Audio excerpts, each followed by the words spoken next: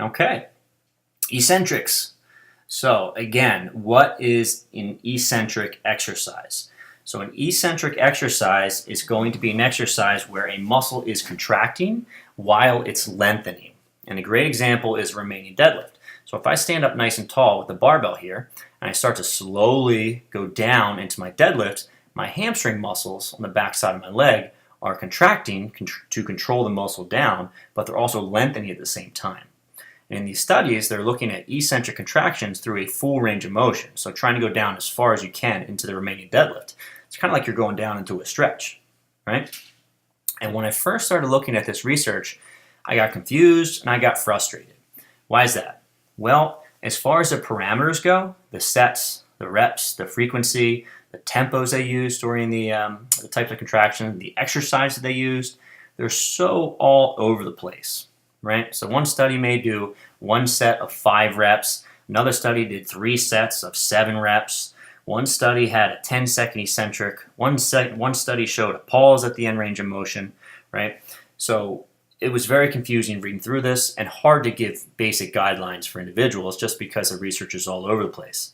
That being said, having looked through all the research, most of these studies are showing that you'll get an improvement by doing eccentric exercises regardless of the parameters. So looking back on my literature review, I kind of came to the conclusion that, okay, good. We have a lot of options as far as what I can do from an eccentric perspective and still make progress, okay?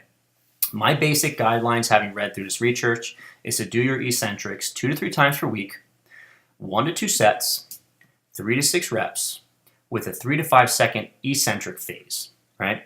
So the eccentric phase is the lowering phase, and when we're doing this, we're trying to go through the full range of motion. So really going as deep as you can, getting to the point where you're feeling a stretch, and coming right back out of that, okay?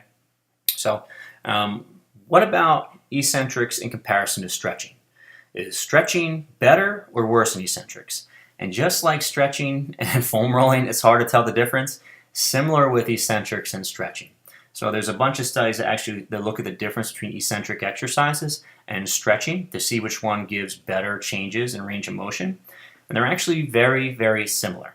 Okay. The one thing about eccentrics that's interesting is that when you do a series of eccentrics for a period of time, you actually change the length of the muscle by adding sarcomeres in series. So the basic contractile units of the muscle, you get more of them over the course of time by doing eccentrics. That doesn't happen with stretching.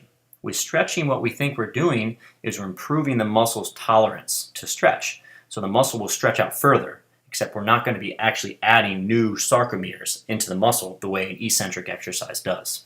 Either way, they have similar results. I personally like to combine stretching with foam rolling and eccentrics. That way we're trying to hit this from as many angles as we can, all right?